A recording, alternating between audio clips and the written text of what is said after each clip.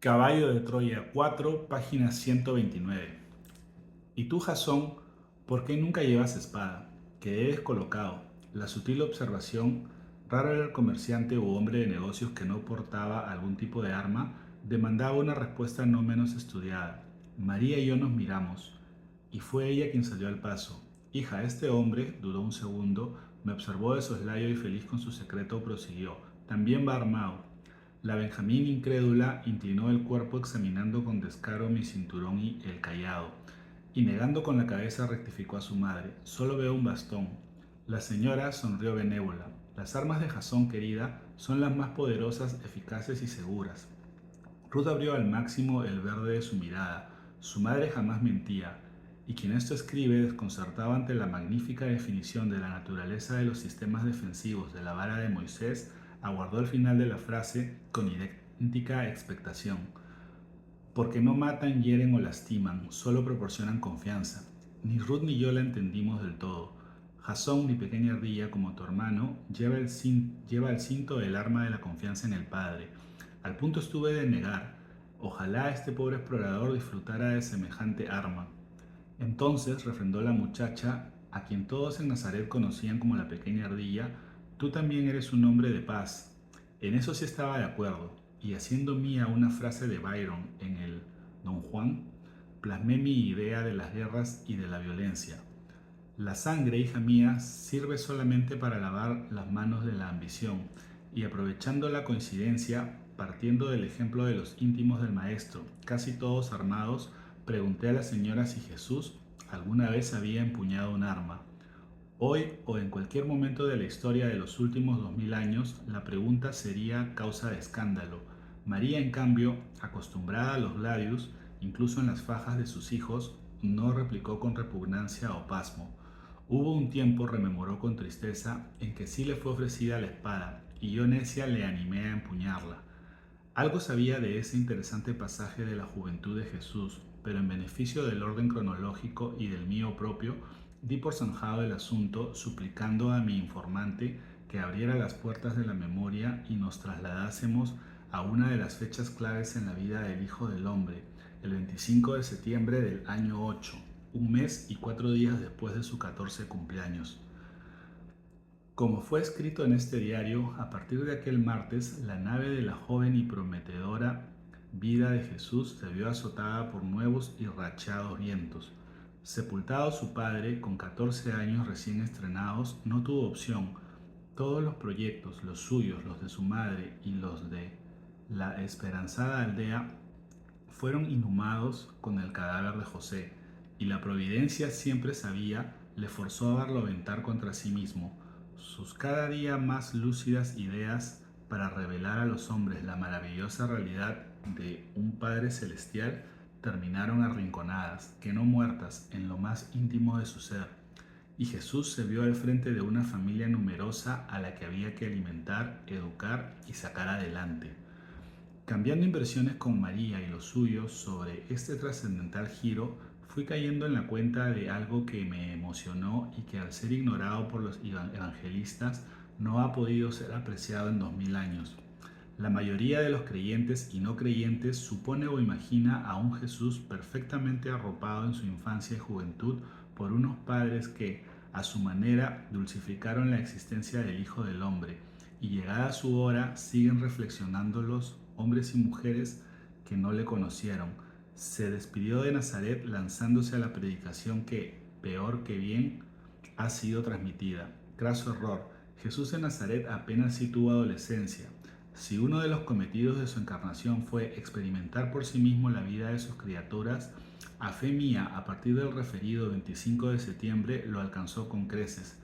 Esa misteriosa providencia torció incluso los sueños de un Dios que no sabía lo que era en beneficio del enriquecimiento moral de un hombre, y como millones de humanos tuvo que doblegarse a la disciplina de la miseria, de la soledad y del miedo. Bien puede hablarse de un Jesús anterior a la muerte de su padre y de otro forzosamente distinto que amanecería sobre los restos de José. Y como sucede con los valientes, repuesto de la sorpresa, lejos de humillarse, asumió su nuevo papel, tomando riendas del entristecido y desolado hogar.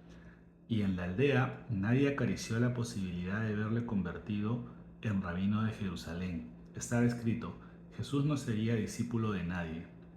El golpe fue tan inesperado, prosiguió la señora con la serenidad que destila el tiempo, que necesitamos meses para despabilar los cuerpos. José se había ido sin hablarnos, sin darnos su bendición.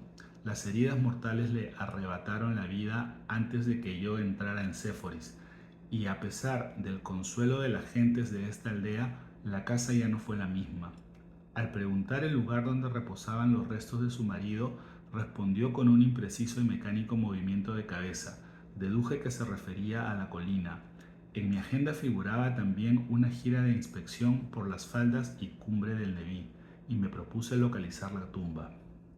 ¿Comprendes, amigo Jasón, por qué mi familia sigue confiando en los vecinos de Nazaret? No supe muy bien a qué se refería. En tan dramáticos momentos, muchos de ellos nos abrieron las puertas de lo poco que tenían, regalándonos consuelo y amistad. Eso no se olvida, pero, presioné señalando hacia la calle, esta mañana, aún reconociendo que me asistía la razón, la noble María insistió. Esos, unos pocos, se alegraron entonces de la muerte de José y ahora con la de Jesús.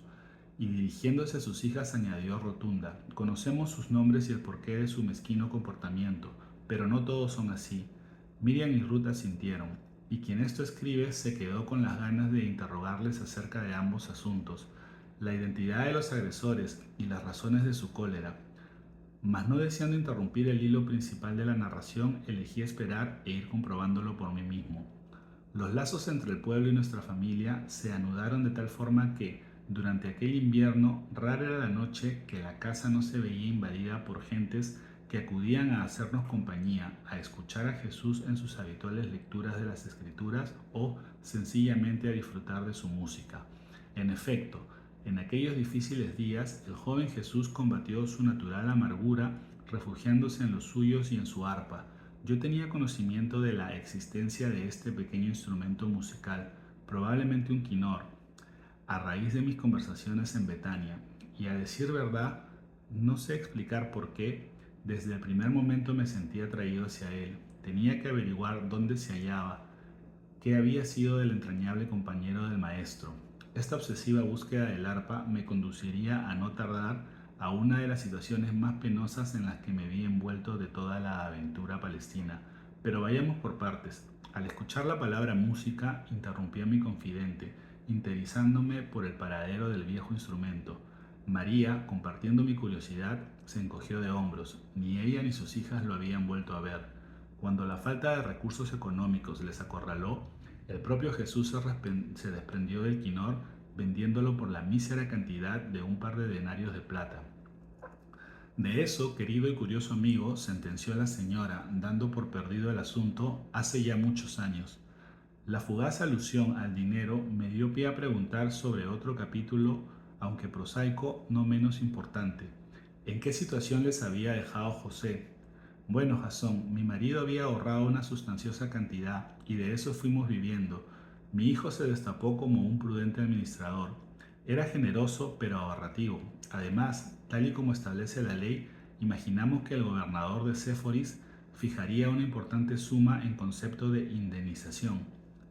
La señora esbozó una irónica sonrisa. Tal indemnización, reclamada algún tiempo después por Jesús al tetrarca de Galilea, el tristemente célebre Herodes Antipas, el viejo zorro, no llegó jamás.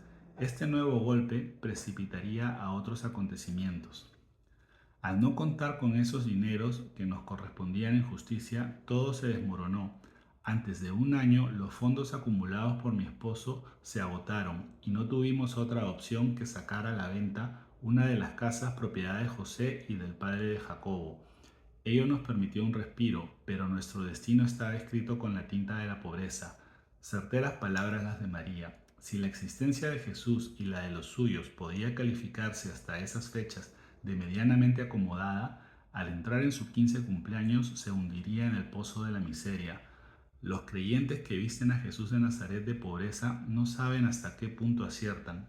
El maestro así experimentó también el gélido aliento de la estrechez y quizás algo peor, la impotencia ante la estrechez de los que dependían de él.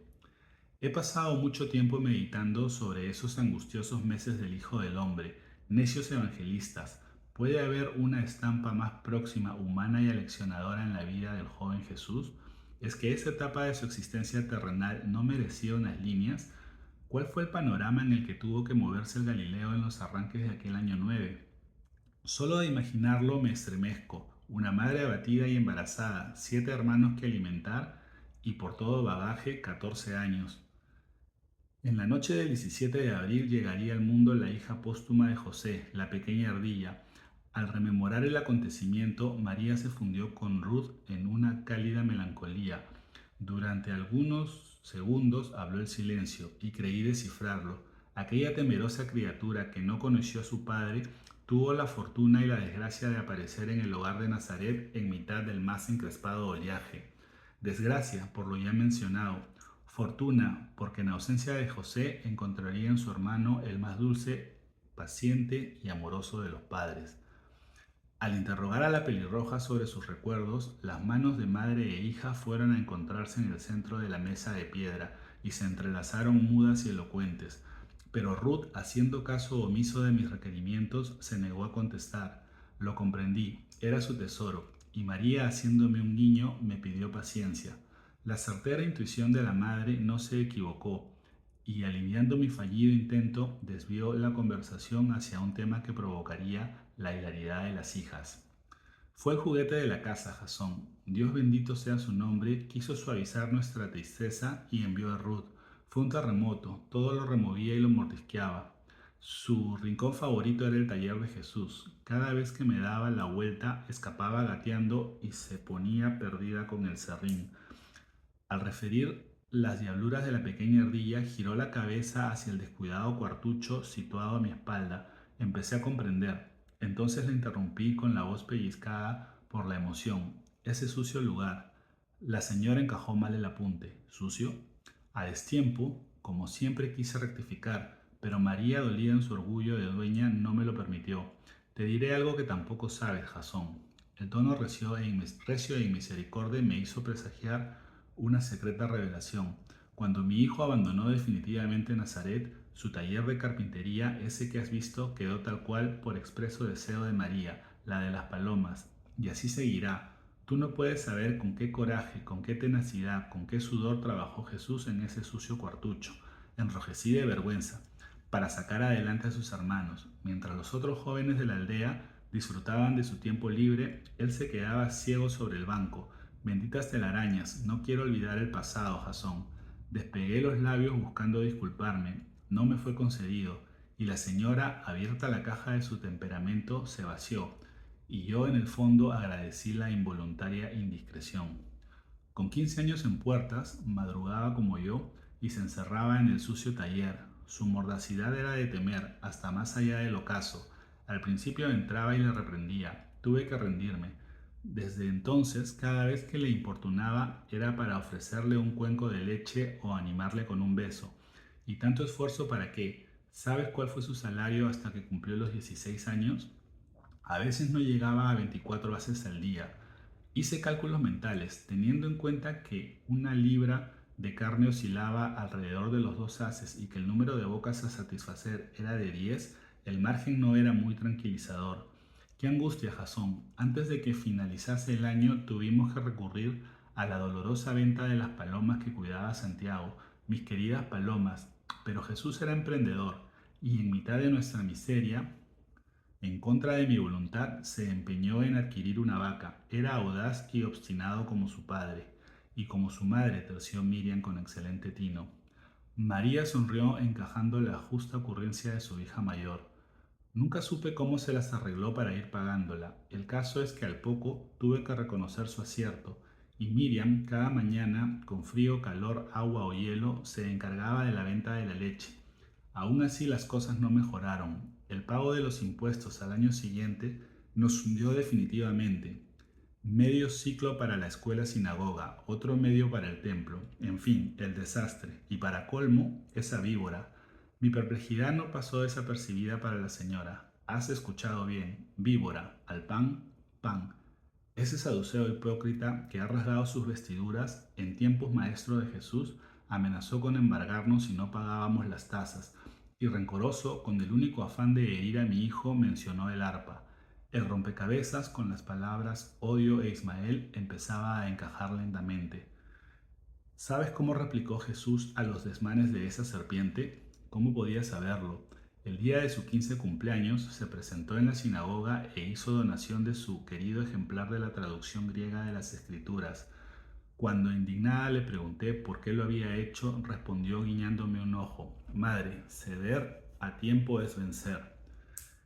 Y aunque las necesidades del hogar se vieron drásticamente recortadas durante meses, el esfuerzo colectivo, las ventas de leche de Miriam, los esporádicos trabajos de Santiago en el almacén de aprovisionamiento de caravanas, ahora propiedad de un hermano de José, la ropa hilada y confeccionada por María y el jornal del joven carpintero terminó por dar sus frutos, y la familia mal que bien inició una lenta recuperación. Por mediación de sus familiares, Jesús consiguió que le cediesen una parcela de tierra en la falda del norte del Neví, e ilusionado la dividió en pequeños huertos, encomendando su cuidado al resto de los hermanos, y el convenio de aparcería les proporcionó, si no dinero, al menos un complemento a la dieta diaria. La fantasía juvenil de mi hijo, aclaró la señora, dormida en parte por las estrecheces, volvió a brillar fugazmente. Al ver trabajar a sus hermanos entre legumbres y hortalizas, me confesó que le gustaría disponer algún día de una granja propia. Ya ves, el destino le reservaba otros planes. Ah, Jesús, consuelo de los idealistas decepcionados. Y quizás lo hubiera logrado Jasón. ¿Jesús agricultor? María afirmó con la cabeza y me proporcionó una nueva prueba del enigmático y encadenado hilar de la providencia. Adivina quién lanzó por tierra las fundadas ilusiones de mi hijo. No era fácil, pensé en el saduceo, ¿o fue la propia María? El zorro, ese malnacido. ¿Quién? Pregunté sin reflejos. Herodes Antipas. Y la mujer que no atrancaba cuando le sobraba la razón me relató el interesante y decisivo encuentro entre el hijo de Herodes el Grande, a la sazón dueño y señor de aquellas tierras, y el joven muchacho de Nazaret. Al parecer, a la muerte del contratista de obras, el tesorero del consejo de Séforis, capital de la Baja Galilea, adeudaba a José una serie de salarios. Estos dineros, unidos a la indemnización por fallecimiento en accidente laboral, hubieran permitido a la familia la compra de la referida granja, pero el funcionario en cuestión ofreció una cantidad ridícula que, por supuesto, rechazaron, y los hermanos de José apelaron al mismísimo tetrarca. Cuando al fin Herodes recibió a Jesús y sus familiares en el palacio de Séforis, la sentencia arruinó los sueños del carpintero. Que venga el muerto, rió el corrupto Antipas, y que reclame. Y el primogénito regresó a la aldea con la ansiedad que contagia la injusticia. A partir de entonces retiró su confianza en Herodes, y la providencia, como digo, le obligó a soñar en otra dirección.